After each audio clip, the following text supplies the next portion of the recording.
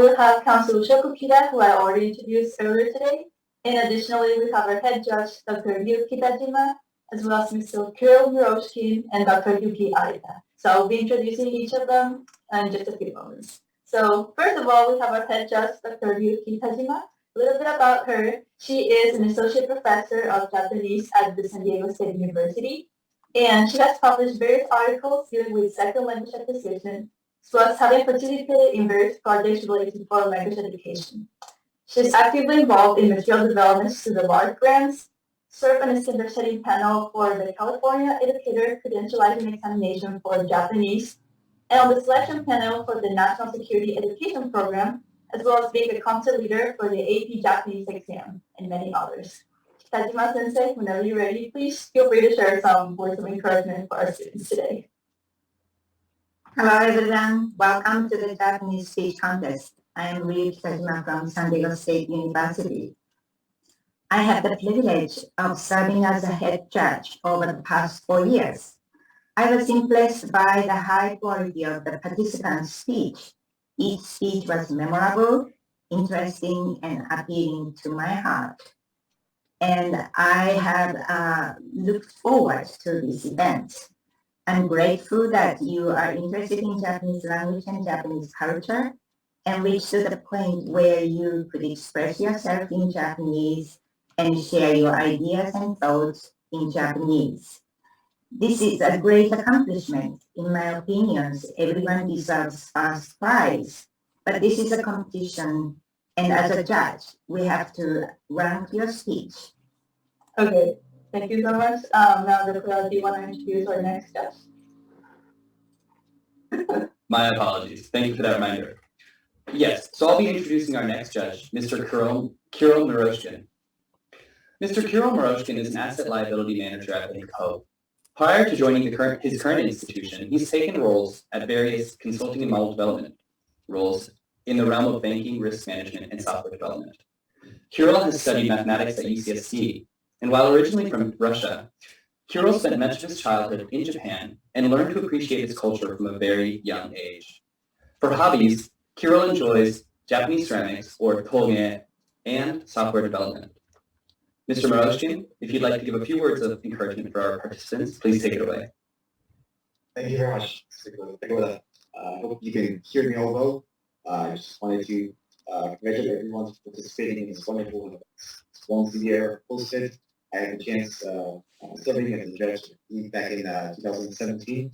I had extremely positive and wonderful experience with all the interesting content that college students and high school students offer and give us very revised and refreshed view of what to expect about the current situation in their life.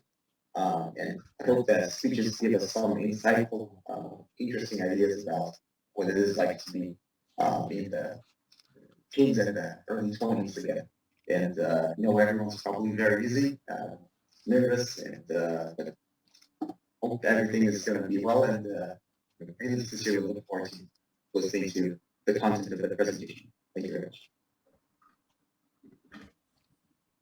Yes, thank you, Kirill, so much for joining us. Now we're introducing our last judge for today. She is Dr. Yuki Arita. So a little bit about her. She's also an assistant professor of Japanese at San Diego State University. She joined the language program at SDSU in the fall of 2020 after teaching Japanese in other places such as Japan, Tennessee, Wisconsin, and Colorado. Her primary research area is conversation analysis, and in her research, she examines how Japanese speakers interact with each other, utilizing various language resources such as the language, gestures, space, and materials. So, Arita Sensei, whenever you feel ready, please share some words of encouragement to our students today. Thank you, Rachel. Hi, everyone. My name is Yuki Arita. I'm from San Diego State University. I came to San Diego in 2020, so I'm still pretty new here. But I'm very happy to know that so many young people like you are interested in Japanese and learning the language and culture. So I'm very excited to hear everyone's speech today. 頑張ってください. Thank you again, Arita Sensei. Thank you so much for joining us. Now for the next thing, we are actually going to announce how the judges will be judging your speech. So Kitajima Sensei, our head judge, is going to go over in detail and explain what exactly the judges are looking for in the speeches. So now Kitajima Sensei, onegaishimasu. Okay, so let me explain how to judge your speech. First, content. We judge whether your content is interesting, moving, appealing to the audience. Second, elaboration. We judge whether you successfully elaborate your ideas, whether you give appropriate examples and explanations on what you mean. Third, organization. We judge whether you present your speech coherently using cohesive devices such as tsugini, sonoue, sonoippo, and so on. The next one is regarding Japanese languageability.